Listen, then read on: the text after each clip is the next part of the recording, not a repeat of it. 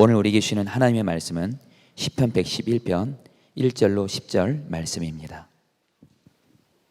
할렐루야. 내가 온 마음을 다 기울여 정직한 사람의 모임과 회중 가운데서 주님께 감사를 드리겠다. 주님께서 하시는 일들은 참으로 훌륭하시니 그 일을 보고 기뻐하는 사람들이 모두 깊이 연구하는구나. 주님이 하신 일은 장엄하고 영광스러우며 주님의 의로우심은 영원하다. 그 하신 기이한 일들을 사람들에게 기억하게 하셨으니 주님은 은혜로우시며 긍휼이 많으시다. 주님은 당신을 경외하는 사람들에게는 먹거리를 주시고 당신이 맺으신 언약은 영원토록 기억하신다. 당신의 백성에게 하신 일, 곧 문 민족의 유산을 그들에게 주신 일로 당신의 능력을 알리셨다. 손수하신 일들은 진실하고 공의로우며 주님이 지시하신 법은 모두 든든하며 영원토록 흔들리는 일이 없으니 진실과 정직으로 제정되었다. 당신의 백성에게 구원을 베푸시고 그 언약을 영원히 세우셨으니 그 이름이 거룩하고 두렵다. 주님을 경외하는 것이 지혜의 근본이다. 주님의 계명을 지키는 사람은 바른 깨달음을 얻으니 영원토록 주님을 찬양할 일이다. 지금 여러분 중에는 힘들고 어려운 일들이 참 많아서 어떻게 해야 할지, 어떤 길이 정말 가야 될 길인지 그것 때문에 마음이 힘든 분들이 많이 있으실 겁니다. 오늘 그분들에게 하나님께서 주시는 말씀의 은혜가 임하기를, 그래서 그 마음의 혼란에서 여러분이 온전히 다 구원받게 되기를 축원합니다. 저는 참 하나님 앞에 지혜를 달라는 기도를 많이 했습니다. 좋은 남편이 되고 싶고, 또 좋은 아버지 되고 싶고, 또 좋은 목사가 되고 싶고, 그런 마음은 간절하지만 어떻게 해야 그렇게 되는지를 잘 모르겠더라고요. 성도들이 상담에 올 때, 또 우리 나라와 민족의 여러 문제를 놓고 기도할 때 도대체 어느 길이 바른 길일까? 어떻게 해야 하는 것일까? 이 판단이 잘 서지 않을 때가 참 많이 있었습니다. 그때마다 하나님 앞에, 하나님 지혜를 주십시오. 뭔가 일이 잘못되어 가는 것처럼 느낄 때는 더욱 그랬습니다. 그런데 오늘 하나님께서 그 답을 주셨어요. 오늘 말씀에서 오늘 시편 111편 10절 말씀에 주님을 경외하는 것이 지혜의 근본이라. 저는 설교를 준비하면서 모르던 말씀은 아니었는데도 이 말씀이 너무나 분명하게 깨달아지면서 그렇게 눈물이 많이 나더라고요. 여러분들에게 그 은혜를 나누고 싶은데 짧은 시간이라 정말 성령께서 도우시기를 간절히 기도하는 마음입니다. 여러분, 경외함이라고 하는 것은 두려워하는 마음의 일종입니다. 그러나 무서워서 벌벌 떠는 두려움하고는 다릅니다. 경외함이라는 것은 뭐라고 설명할 수 없는 어떤 신비한 힘에 의해서 끌림을 받는데, 한쪽 편으로는 기쁘고 감사가 넘치고 또 한쪽으로는 두려움이 있는 아주 신비한 감정입니다. 하나님을 바라보는 눈이 뜨인 사람에게 바로 이 하나님을 경외하는 마음이 생기게 됩니다. 시편 111편에 보면 다윗이 하나님에 대한 고백을 아주 숨이 찰 정도로 이렇게 하고 있습니다. 요약을 하면 하나님은 장엄하시고 영광스러우시며 의로우시며 기이한 일을 행하시며 은혜로우시며 긍휼이 많으시며 우리를 먹이시고 언약을 영원토록 기억하시며 진실하시고 공의로우시며 영원토록 흔들림이 없으신 분이라는 것입니다. 우리 중에 다윗의 이 고백에 대해서 무슨 이의를 제기할 사람 한 사람도 없을 겁니다. 여러분들도 다 그렇지, 하나님은 그런 분이시지 라고 다 동의하실 겁니다. 그렇다고 해서 다윗과 같이 하나님을 경외하는 믿음을 가졌느냐? 그렇지는 않습니다. 다윗이 하나님에 대해서 이렇게 고백하는 것은 그저 듣고 배워서 아는 하나님에 대한 지식이 아니었던 것입니다. 실제로 다윗이 경험하여 알게 된 하나님입니다. 다윗은 하나님을 실제로 체험하고 하나님과 동행하는 삶을 살았던 사람이었기 때문에 다윗에게는 하나님에 대한 경외함이 있었던 것입니다. 여러분, 여러분에게 정말 하나님에 대한 경외함이 있기를 원한다면 반드시 주님을 바라보는 눈이 뜨여야 합니다. 지난 주간에 있었던 어느 목회자 모임에서 장로교에 속해 있는 어느 전도사님 한 분이 간증을 하셨는데, 김승일 목사님을 참 존경하고 멘토로 여기는 분이라고 자기를 소개하면서 김승일 목사님을 한번 만났는데 자기에게 그렇게 물으시더래요. 전도사님과 함께 하시는 주님을 전도사님은 느끼십니까? 그 이야기를 듣는데 이 목사님 좀 이상한 목사님이구나 이런 생각이 들더래요. 그런데 집에 가는 길에 지하철에서 주님이 함께 계시는 것이 너무나 분명하게 느껴지더래요. 주님이 나와 함께 계시지. 그 느낌이 드는데 얼마나 놀라운지 한편으로는 너무나 감격스럽고 기쁘면서도 또 한편으로는 너무나 두렵더래요. 주님이 지금 나와 함께 계시잖아. 바로 그것이 경외함입니다. 그때부터 주님을 24시간 바라보는 일이 너무나 중요하구나 하는 사실을 본인이 깨달았다는 거예요. 여러분, 주님이 나와 함께 계시는 것이 믿어지고 그리고 그렇게 느껴지게 되어지는 일은 우리 삶 전체를 바꾸는 역사가 있습니다. 그런데 잠깐 그런 경험을 했던 거하고 늘 그런 경험을 하는 거하고는 완전히 다릅니다. 여러분들에게 24시간 주님을 바라보시라고 그렇게 권해드리는 이유는 주님이 나와 함께 계시는 것이 정말 믿어지고 그 주님을 바라보게 될 때 우리 인생은 비로소 하나님의 계획 가운데 사라지게 되기 때문에 그렇습니다. 이것이 하나님을 경외함입니다. 여러분, 주님이 함께 하신다는 것이 믿어지는 것, 그리고 그 주님을 바라보게 되는 것이 하나님을 경외하는 것입니다. 하나님을 경외하자 그러면 다 아멘이죠. 반대할 분 누가 있어요? 그런데 실제로 하나님을 경외하는 사람을 찾아보기는 굉장히 어렵습니다. 이유는 하나님을 믿는다고는 하지만 실제로는 하나님을 바라보지 못하고 살고 있기 때문입니다. 하나님은 크고 능력이 있으신 하나님임을 우리는 다 압니다. 하나님의 나라가 있어서 이 세상은 다 이제 사라지고 하나님의 나라가 이 땅에 임할 것도 우리는 압니다. 예수 그리스도께서 우리의 죄를 위하여 십자가에 죽으신 것을 우리가 압니다. 그 주님은 지금 나와 함께 계신 것도 우리는 다 압니다. 여러분, 이 일들이 얼마나 놀라운 것인 줄 아시죠? 정말 믿어지지 않을 정도로 놀라운 성경의 진리고 그리고 복음이잖아요. 이 엄청난 사실을 믿는다고 하면서도 기쁨도 없고 감격도 없이 사는 것도 또 현실적인 실제입니다. 그러다가 하나님의 어떤 기도 응답을 체험했거나 또는 하나님의 역사가 나타나는 것을 경험했을 때 마치 이전까지는 하나님을 전혀 안 믿었던 것처럼, 와, 하나님 정말 살아계시구나, 하나님은 정말 놀라우신 분이구나, 호들갑을 떱니다. 마치 하나님을 정말 안 믿었던 것처럼. 여러분은 정말 하나님은 살아계신 것을 믿는 사람이고 하나님의 나라가 있음을 믿는 사람이고 십자가에서 예수님이 여러분의 죄를 완전히 사하셨고 그리고 여러분과 함께 주님이 계신 것을 믿는 사람입니까? 거기에 합당한 경외함이 있습니까? 요점은 그 주님을 만났느냐 하는 것입니다. 복음을 들어서 아는 것이 아니고 나에게 살아계신 하나님, 또 지금도 나와 함께 계신 주님을 만났느냐 하는 것입니다. 하나님의 존재를 믿고 하나님의 사랑을 믿는다고 하나님을 경외하는 건 아닙니다. 하나님을 믿는다면서 말 함부로 하고 또 행동 함부로 하는 사람 많습니다.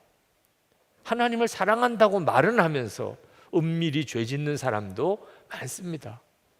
그것은 하나님을 경외하는 것이 아닌 것입니다. 하나님을 바라보지 못하면 절대로 하나님을 경외할 사람 없습니다. 어떤 사람이 진짜 하나님을 경외하는 사람인지는 말만 들어봐도 알 수 있습니다. 시편 34편 11절에 너희 자녀들아 와서 내 말을 들으라. 내가 여호와를 경외하는 법을 너에게 가르치리라. 그리고는 13절에 내 혀를 악에서 금하며 내 입술을 거짓말에서 금할지어다. 하나님을 경외하는 사람은 말이 다르다는 겁니다. 참 부끄러운 고백이지만 몇 주 전에 예배를 다 드리고 그리고 이제 집에 들어가는데 알지 못하는 번호가 계속 전화가 걸려와 있더라고. 그래서 그 전화를 받아보니까 형사래요, 자기가. 그러면서 아니 남의 차를 이렇게 부딪히고 그냥 뺑소니 치는 법이 어디 있느냐, 빨리 경찰서로 나오라는 겁니다. 너무 황당하더라고요. 나 하루 종일 교회에서 예배드리고 설교하고 그리고 교회에서 회의하고 그리고 이제 집에 돌아가는데 무슨 남의 차를 부딪힌 적이 있겠어요. 그때 딱 느낌이 보이스 피싱이구나, 그게 딱 느낌이 오더라고요. 아, 나를 이렇게 얽어매려고 하는구나. 그래서 말도 안 된다고 그랬어요. 아니 분명하다는 거예요. 증인이 있다는 겁니다. 고발이 들어왔대요. 그래서 제가 마음대로 하세요. 네. 마음대로 하시라고요. 그랬어요. 네. 그리고 전화를 끊었습니다. 그렇지 않아도 막 하루 종일 사역이 끝나고 피곤한데 자꾸 그런 전화가 걸려오니까 짜증이 나더라고요. 근데 계속 또 전화가 와요. 그래서 아주 차단을 시켜버렸어요. 근데 참 창피하게도 우리 교회 차량이 다 제 이름으로 돼 있더라고요. 저희 교회 차 운행하시는 분 한 분이 그날 어느 차를 이렇게 부딪히고 지나가셨는데 운전하시는 분은 그걸 모르셨던 것 같아요. 근데 그 차 주인이 보고 그 차 번호를 신고를 한 겁니다. 아, 그 형사한테 얼마나 미안하든지. 네. 가서 이제 해명도 하고 또 합당한 모든 그 배상도 다 하게 했지만 그 형사가 뭐라고 생각했겠어요? 그 선한 목자교회 담임 목사 보통 성질 아니더라 그랬을 거 아니에요. 아, 그때부터 제 마음에 앞으로 보이스 피싱 하는 사람에게도 친절하게 해야 되겠다 그런 생각이 들었어요. 그 사람에게도 전도해야 되잖아요. 네. 우리가 하나님을 경외할 때의 말과 하나님을 경외하지 않을 때의 말은 완전히 달라집니다. 그 핵심은 그 순간에 주님을 바라보았느냐 하는 것입니다. 예수님께서 지극히 작은 자 하나에게 한 것이 곧 나에게 한 것이라 그렇게 말씀하셨는데 우리가 어떻게 모든 사람을 예수님께 하듯이 할 수 있겠어요? 근데 어려운 일이 아닙니다. 항상 주님을 바라보면서 사람을 대하면 그러면 어떤 사람에게든 죽게 하듯 하게 됩니다. 믿지 않는 남편을 둔 그런 여성도에게 베드로 사도가 아주 부담스러운 권면을 하신 적이 있습니다. 베드로 전서 3장 1절입니다. 아내들아 이와 같이 자기 남편에게 순종하라. 이는 혹 말씀을 순종하지 않는 자라도 말로 말미암지 않고 그 아내의 행실로 말미암아 구원을 받게 하려 함이니. 어떻게 행실로 말미암아 남편을 구원할 수 있겠는가? 도무지 믿어지지 않는 분이 있으실 거예요. 근데 어려운 일 아닙니다. 주님을 계속 바라보면서 남편을 함께 보는 것입니다. 그러면 내 마음대로 말 못하게 하십니다. 남편이 뭘 잘못한 걸 보았을 때 주님을 바라보면 주님은 말하지 않게 하십니다. 그리고 그 남편을 진심으로 용서하게 합니다. 남편에게 무슨 허물이 있었는데 내 잘못이 깨달아지는 게 있으면 즉시 고백하게 만드십니다. 남편의 마음의 아픔도 고민도 그리고 남편의 마음의 기쁨도 무엇인지를 주님께서 가르쳐 주십니다. 그래서 남편을 향한 말이 완전히 달라지게 됩니다. 남편의 무거운 짐도 이해하게 되고 남편을 격려도 하게 되고 그래서 남편을 세워도 가게 됩니다. 언제까지 믿지 않는 남편이 구원받게 되기를 기다려야 합니까? 그렇게 질문하시는 분이 계셨는데, 남편 구원받기를 계속 기다리면 결국 뒤집어 놓게 됩니다. 정말 끝까지 기다릴 수 없습니다. 오직 함께 하시는 주님을 주목하는, 그리고 순간순간 주님을 주목하고 있음을 기뻐하는 것입니다.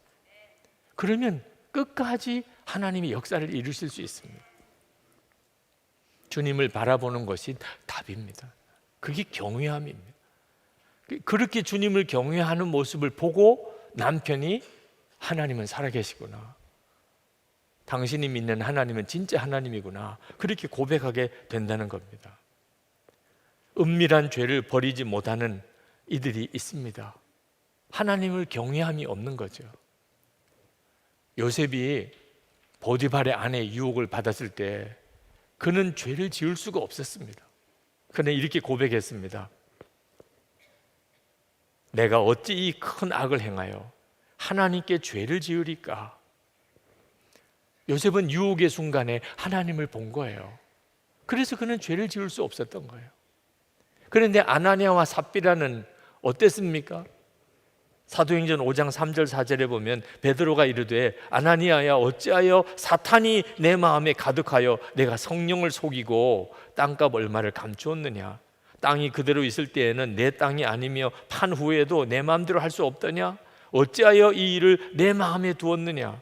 사람에게 거짓말한 것이 아니요 하나님께로다. 하나님께 어떻게 거짓말할 수 있어요? 하나님을 믿는 사람이. 하나님을 바라보는 눈이 뜨이지 않고 욕심의 눈이 멀어버리면 이렇게 행동하게 되는 겁니다. 정말 무서운 거죠. 하나님을 경외하지 못한다는 것은 정말 두려운 일입니다. 다윗이 자기를 죽이려고 쫓아오던 사울 왕을 2번이나 살려주었습니다. 한 번은 그의 옷자락을 베고 그리고 살려주었어요. 사울 왕이 멀리 갈 때 큰 소리로 불렀습니다. 왕이여! 돌아보니까 다윗이에요. 자기 옷자락을 베어낸 것을 흔들면서 제가 이런 사람입니다. 제 진심을 알아달라는, 저는 왕을 절대로 해야 하는 사람이 아닙니다. 죽이려면 벌써 죽일 수 있었습니다. 그러니 저를 그렇게 미워하고 죽이려고 하지 마십시오, 이런 뜻이기도 하고, 또 한편으로는 어떤 마음이 있었느냐 하면 한 번만 더 그러면 너 진짜 죽어, 이런 뜻도 있었던 거예요. 너 죽일 수 있었어 벌써, 그런 뜻도 있었던 거예요. 근데 그게 다윗의 마음을 너무 괴롭게 했습니다. 그가 이렇게 고백했어요. 사무엘상 24장 5절에 다윗은 자기가 사울의 겉옷자락만을 자른 것뿐인데도 곧 양심의 가책을 받게 되었다. 다윗이 뭘 잘못했어요? 너무나 정말 놀라운 사랑을 베풀었죠. 그런데도 아주 마음에 조금이라도 그 사울 왕에 대해서 가지고 있는 그 악한 감정을 다윗이 가책을 느꼈다. 이게 하나님을 경외하는 사람. 하나님을 이렇게 경외하는 사람은 참으로 복이 있는 사람입니다. 말라기서 3장 16절 17절에 이렇게 말씀합니다. 그때 여호와를 경외하는 자들이 피차에 말하매 여호와께서 그것을 분명히 들으시고 여호와를 경외하는 자와 그 이름을 존중히 여기는 자를 위하여 여호와 앞에 있는 기념책에 기록하였느니라. 만군의 여호와가 이르노라. 나는 내가 정한 날에 그들을 나의 특별한 소유로 삼을 것이요 또 사람이 자기를 섬기는 아들을 아낀같이 내가 그들을 아끼리니. 여호와를 경외하는 것이 얼마나 큰 복인 줄 아십니까? 하나님의 기념책에 이름이 기록되어 있고 하나님이 아시죠. 하나님을 경외하고 하나님을 늘 바라보고 하나님을 바라보는 그 눈으로 사는 사람을 어떻게 하나님이 모를 수가 있겠어요? 하나님의 특별한 소유로 삼으시고 아끼는 아들같이 그렇게 아끼실 것이라. 이것이 지혜더라. 제가 그렇게 하나님께 지혜를 달라고, 하나님 지혜를 달라고 그렇게 구했는데 세상에 다른 사람들을 알지 못하는 것을 알고 앞으로 되어질 일까지 다 내다볼 수 있는 게 지혜가 아니더라고요. 지혜는 어느 순간에나 하나님을 바라보는 눈을 가지고 있는 사람, 계속 하나님을 주목하고 있는 사람, 그게 하나님을 경외하는 것이고, 그때 하나님은 그를 지키시고 그를 인도하시고 그를 통해 역사할 수 있다는 거예요. 이보다 더 놀라운 지혜가 있습니까? 사람들은 하나님께서 자신의 삶 속에서 역사하지 않으신다고들 말합니다.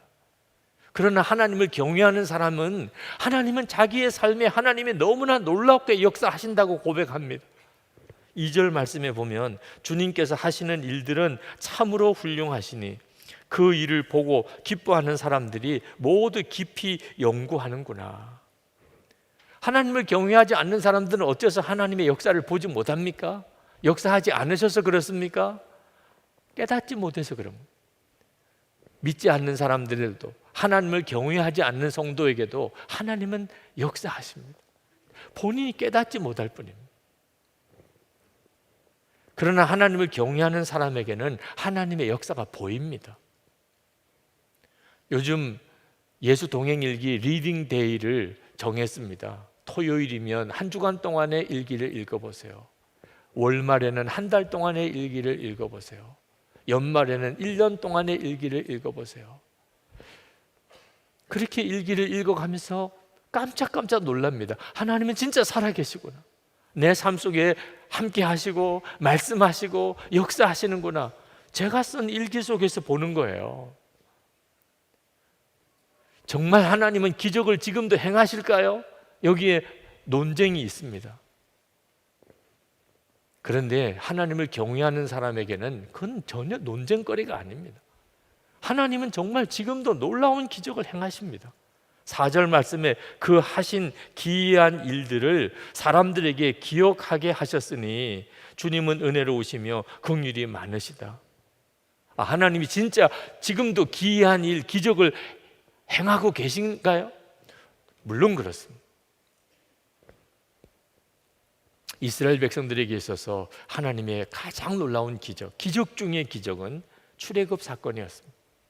그건 이스라엘 민족 전체의 간증이었습니다. 영원한 간증입니다. 하나님은 어떤 하나님이냐? 우리를 애굽에서 하나님의 권능으로 건져내신 하나님이죠. 여러분, 예수 믿는 우리들에게도 기적 중에 기적, 간증 중에 간증이 있는데 무엇입니까? 나 같은 죄인이 예수님을 믿고 하나님의 자녀가 된 것입니다. 여러분, 이거 진짜 놀라운 기적 아닙니까? 그리고 그 주님이 지금 나와 함께 계십니다. 이거 모든 예수 믿는 사람에게 이루어진 일 아닙니까? 하나님이 기적이 없다고요? 하나님이 기적이 없으면 여러분은 어떻게 구원받았으며 오늘 어떻게 이렇게 와서 예배를 드립니까? 하나님을 경외하는 사람은 하나님이 기적 속에서 내가 살고 있다는 것을 분명히 아는 사람입니다. 그 사람이 하나님을 경외하는 사람, 하나님께서 그 사람을 어떻게 잊을 수가 있으며 그에게 어떻게 복을 주시지 않을 수가 있겠습니까? 5절 6절에 주님은 당신을 경외하는 사람들에게는 먹거리를 주시고 당신이 맺으신 언약은 영원토록 기억하신다. 당신의 백성에게 하신 일, 곧 문민족의 유산을 그들에게 주신 일로 당신의 능력을 알리셨다. 하나님을 경외하는 것은 정말 복이 있는 것입니다. 10절에 보면 주님의 계명을 지키는 사람은 바른 깨달음을 얻으니라고 했습니다. 여기 바른 깨달음이라는 것, 가장 정말 중요한 깨달음이 뭐겠습니까? 하나님이 함께 계시는 것을 아는 거죠. 하나님이 지금 나와 함께 계시는 것을 깨닫는 거죠. 우리는 예수님 안에서 진짜 바른 깨달음을 얻은 사람이에요. 하나님이 살아계신 것도 알았죠. 하나님이 나를 사랑하는 것도 알았죠. 하나님의 나라가 있다는 것도 알았죠. 예수님 안에서 내 모든 죄가 사함 받았다는 것도 알았죠. 나는 예수님과 죽었고 예수님으로 사는 자가 되었음도 알았죠. 지금 예수님이 나와 함께 계시는 것도 알았죠. 여러분, 이게 보통 깨달음입니까? 거기에 지혜가 있는 거예요. 여기에 우리가 살아가는 모든 삶 속에 어떻게 해야 될지, 어디로 가야 될지에 대한 모든 지혜의 근본이 있는 것입니다. 어려운 말, 더러운 말 입 밖에 내지도 말고, 거짓말 하지도 말고, 은밀한 죄 이제는 다 짓지 않고, 항상 기뻐하고 범사에 감사하고 원수도 사랑하는 사람이 되어야 하나님을 경외하는 사람이다, 그런 말 아닙니다. 그건 불가능한 일입니다. 그건 이루어질 수도 없어요. 하나님이 우리에게 원하시는 것은 하나님을 바라보라, 매 순간 하나님을 바라보라. 그러면 하나님이 우리로 하여금 더러운 말 다 제어하고, 거짓말 다 없애고, 은밀한 죄 이젠 다 끊어지고, 항상 기뻐하고 범사에 감사하고 원수도 사랑하게 해주신다는 것, 그게 하나님을 경외함입니다. 주님을 바라보고 그렇게 안 할 사람이 누가 있겠습니까? 이것이 가장 놀라운 지혜입니다. 하나님을 경외하는 사람의 가장 큰 특징은 예배입니다. 10절에 맨 마지막 절에 영원토록 주님을 찬양할 일이다. 예배는 하나님을 경외하는 자의 가장 큰 특징이고 가장 중요한 일이고 하나님 경외함의 시작입니다. 그래서 오늘 우리가 예배를 드리잖아요. 근데 여러분에게 꼭 도전 드리고 싶어요. 하나님께 예배를 정말 하나님을 경외함으로 드려보자는 거예요. 오늘도 예배에 늦으신 분들이 꽤 있으시더라고요. 예배 시간에 늦는 데는 이유가 있으시겠죠. 사정 없이 예배에 늦을 리가 있겠습니까? 그리고 예배 시간에 꼭 맞춰 왔느냐 안 왔느냐 가지고 그 사람의 믿음을 판단할 수도 없는 일이겠죠. 그러나 하나님을 정말 경외하는 사람은 예배 시간에 늦지 않도록 그가 얼마나 신경을 쓰는 사람이 될까요? 여러분, 영화 하나를 보아도요, 아니 시작하기 전에 극장 안에 들어가려고 하지 않습니까? 여러분, 중요한 거래처 사람 만날 때 여러분 정말 늦는다는 건 생각도 못 하잖아요. 아니 시장이나 도지사나 대통령이 오라 그러면 아니 그 만나는 시간 벌써 전에 서둘러서 가지 않습니까? 하나님을 진짜 경외한다면 예배가 그저 예배 시간에 앉아 있는 게 아니고 정말 내가 하나님께 예배하는 것이라고 정말 믿는다면 예배 시간 전에 가야지. 그래서 기도하고 준비하고 정말 뜨겁게 하나님께 찬양 드려야지. 그렇게 되지 않겠습니까? 거기서부터 해보자는 거예요. 하나님을 경외하는 삶의 시작이 예배니까 예배부터 하나님을 경외함으로 해보자는 거예요. 지금도 인터넷으로 예배를 드리시는 분이 있으실 겁니다. 그럴 수밖에 없는 사정이 있을 거예요. 그러나 그렇지 않은데도 늘 그렇게 인터넷으로만 예배를 드리는 것은 하나님을 경외함인지 생각해 봐야 됩니다. 예배는 보는 게 아니고 성도들과 함께 하나님께 나아가는 것이기 때문에 그렇습니다. 하나님을 경외함이 예배의 가장 중심입니다. 그때 예배를 통해서 우리는 세상을 이길 힘을 얻게 된다니까요. 지난 세월을 가만 돌아보면 나는 그저 종교 생활을 했을 뿐이지 진짜 하나님을 경외함이 없었구나, 그게 깨달아지시는 분이 있으실 겁니다. 두려워하지 마세요. 하나님은 여러분들을 하나님을 정말 경외하는 사람으로 만드실 수 있어요. 능히 그러실 수 있어요. 모세는 살인자였고 도망자였습니다. 그런데 하나님께서 그 모세를 이렇게 쓰셨어요. 그 후에는 이스라엘에 모세와 같은 선지자가 일어나지 못하였나니 모세는 여호와께서 대면하여 아시던 자요. 신명기 34장 10절에 그렇게 말씀하셨어요. 하나님이 그렇게 모세를 만드셨어요. 다윗은 살인자였고 간음자였습니다. 그런데 하나님께서 그 다윗을 하나님의 마음에 합한 자라고 그렇게 말씀하셨어요. 여러분이 진짜 하나님을 경외하며 내가 살기를 원합니다. 그러면 주님께서 그렇게 하도록 역사해 주십니다. 우리가 그래서 매일 내가 하나님을 바라보고 사는지를 일기로 써보자고 하는 겁니다. 계속해서 하나님을 바라보는 삶을 지켜가고 꾸준히 그렇게 살기 위해서 그렇게 해보는 거예요.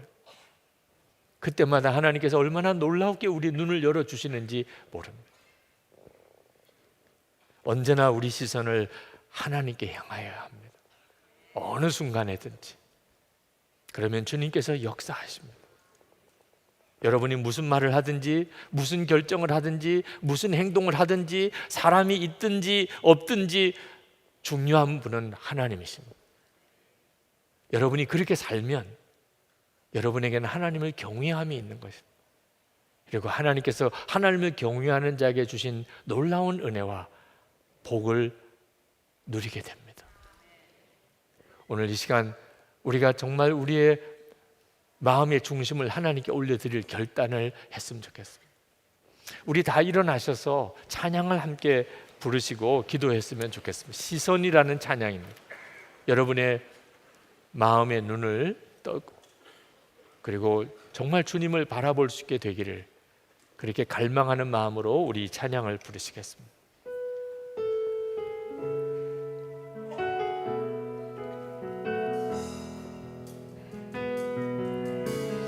내게로부터 눈을 들어 주를 보기 시작할 때 주의 일을 보겠네. 내 작은 마음 돌이키사 하늘에 꿈꾸게 하네. 주님을 볼 때 모든 시선을 주님께 드리고 살아계신 하나님을 느낄 때 내 삶은 주의 역사가 되고 하나님이 일하기 시작하네. 성령이 나를 변화시켜 모든 두려움 사라질 때 주의 일을 보겠네. 황폐한 땅 한가운데서 주님 마음 알게 되리. 주님을 볼 때 모든 시선을 주님께 드리고 전능하신 하나님을 느낄 때 세상은 주의 나라가 되고 하나님이 일하기 시작하네. 모든 시선을 주님께 드리고 전능하신 하나님을 느낄 때 세상은 주의 나라가 되고 하나님이 일하기 시작하네. 여러분, 삶이 혼란스럽고 무언가가 앞에 눈에 보이지 않을 때 하나님을 경외하는 것이 지혜의 근본임을 믿으시기 바랍니다. 하나님을 바라보는 눈을 열어달라고 기도하시기 바랍니다. 거기서부터 하나님의 지혜가 여러분에게 부어지게 됩니다. 우리 주여 한번 부르짖고 기도하겠습니다. 주여! 할렐루야. 크고 놀라운 하나님의 은혜를 감사하며 찬양을 드립니다. 우리를 하나님 붙드시고 역사하신 하나님의 놀라우신 은혜에 감사드립니다. 주의 사랑하는 성도들 하나님의 경외하는 자로 다 일어설 수 있게 되기를 원합니다. 하나님이 나라 곳곳에서 우리의 가정과 일터에서 교회와 모든 공동체 안에서 하나님의 나라를 위하여 그렇게 쓰임받는 귀한 주의 종들이 되게 하여 주시기를 원합니다. 하나님, 지혜가 너무나 필요합니다. 하나님, 어떻게 가야 할지, 어떤 게 옳은 것인지, 하나님 어떤 것이 하나님의 뜻인지 우리에게 너무나 지혜가 필요합니다. 하나님, 주를 주목하고 주님만 바라본 전심으로 주님만 바라본 역사에 주소서. 오늘도 하나님 주의 역사하심을 기대합니다. 하나님의 놀라우신 은혜를 기대합니다. 사랑하는 성도들 위해 부으신 하나님 역사를 기대합니다. 하나님. 할렐루야. 놀라우신 하나님의 은혜를 감사합니다. 하나님, 저희들이 다 주님 앞에 일어섰습니다. 하나님, 우리가 주를 바라보기를 진심으로 갈망합니다. 혼란스럽습니다. 어떤 게 더 옳은지, 어느 길이 정말 가야 될 그 길인지 알기 어려울 때가 많습니다. 하나님, 개인적으로든 우리 가정 문제든 우리의 일터에서든 하나님 교회 공동체 안에서든 한국 교회와 나라와 민족을 놓고 하나님, 때때로 하나님 지혜가 없어서 안타까울 때가 많습니다. 하나님을 경외하는 것이 지식의 지혜의 근본이라고 하셨습니다. 주여, 이 시간에 온전히 주를 주목합니다. 하나님, 답을 주소서. 명확하게 알게 하소서. 주를 온전히 따라가게 하소서. 하나님의 놀라우신 은혜를 우리 가운데 부으셔서 우리가 하나님을 경외하는 자로 그렇게 서게 되기를 원합니다. 우리가 사는 곳곳에서 하나님을 경외하는 자로 그렇게 서게 하시고, 하나님, 오늘도 약속하신 놀라운 복을, 놀라운 은혜를 부어주소서. 오늘도 하나님께 예배하고 전심으로 감사의 예물을 주께 올려드린 성도들을 주님 받으셨습니다. 하나님을 정말 사랑합니다. 주님 기뻐하는 뜻대로 살기를 원합니다. 하나님, 이 마음, 이 중심 그대로 그렇게 한 주간 동안을 살게 하소서. 오늘 하나님께 예배드린 바로 이 마음으로 한 주간을 살게 하소서. 하나님, 사랑하는 성도들의 삶 속에 주의 은혜를 덮으시고, 그리고 마음의 심령에 주의 인도함을 주시고, 하나님 가정에서 부모와 자녀 사이에 하나님의 놀라운 기적을 주시고, 그리고 성도들의 기업을 지켜주소서. 몸이 병든 이들은 오늘 돌아갈 때 깨끗하게 고침을 받고 가게 하소서. 하나님, 이 나라와 민족에도 하나님의 인도하심이 필요합니다. 아버지 하나님, 하나님의 손에 부탁합니다. 하나님, 지금 진행되고 있는 남북 관계가 하나님 어떤 정권의 유지를 위해서 사람의 지혜와 하나님 신념에 의해서 되어지지 않게 하시고 오직 하나님의 역사로 되게 해 주시옵소서. 이 민족의 진정한 복음의 통일이 이루어지게 하소서. 동성애 합법화 등으로 하나님을 대적하는 생각이 너무나 확산되고 있습니다. 이때 교회가 하나님 정말 정결하게 하시고 성도들이 거룩하게 하시고, 그래서 우리의 말과 우리의 행동에 권세가 있게 하여 주시옵소서. 하나님, 김국기 목사님, 김정욱 목사님, 최춘길 선교사님, 중국의 온성도 목사님, 이렇게 억류되어 있는 주의 종들, 지금 있는 그 자리에서 하나님을 경외하게 하소서. 눈동자같이 하나님 지켜주소서. 속히 풀려나게 하소서. 우리 열방에 나가 있는 선교사님들, 또 나가 있는 우리 단기 선교팀, 우리 교우들 하나님의 손에 부탁합니다. 저들의 모든 순간에 주를 바라보며 주의 인도함을 받게 하시고 하나님의 은혜의 통로로 그렇게 사용해 주시옵소서. 오늘도 전심으로 하나님께 예배하고 돌아가는 모든 성도들 위해 우리 주 예수 그리스도의 은혜와 하나님의 사랑하심과 성령의 교통하심이 함께 하시기를 축원하옵나이다. 아멘.